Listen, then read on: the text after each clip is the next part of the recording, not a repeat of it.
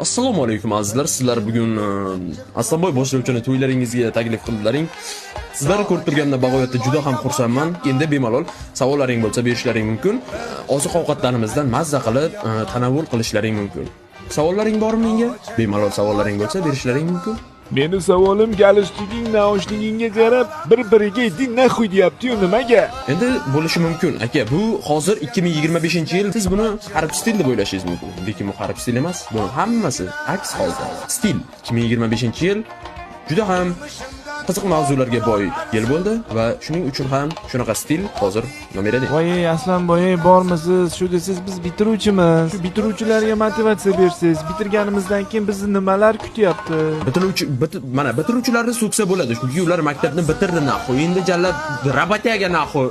Ishakda ishlash kerak. Bitiruvchilarni so'ksa bo'ladi jallab.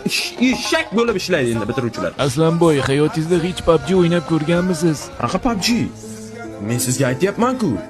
PUBG ongni zaharlaydigan o'yin. PUBG ni o'ynab bo'lmaydi chunki ongni zaharlaydi. PUBG o'yini shunchalik ongni zaharlaydiki, ukalar bir-birini so'yib qo'ymoqda. Tushlarida PUBG ni ko'rib chiqmoqda. Mana tasavvur qiling.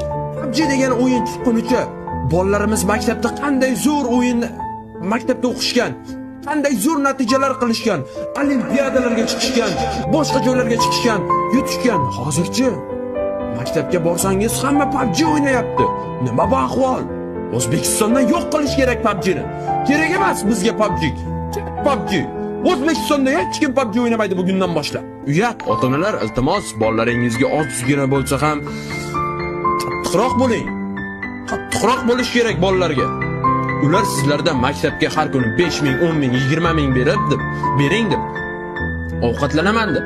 Maktabda ovqatlanmasdan hammasi mana shu PUBG degan o'yinga danat qilyapti. O'zini sog'lig'idan kechib PUBG o'ynayapti. Nima ahvol ota-onalar? Ha, ko'p. Shuncha gapdan keyin savolam bergim kelmay qoldi.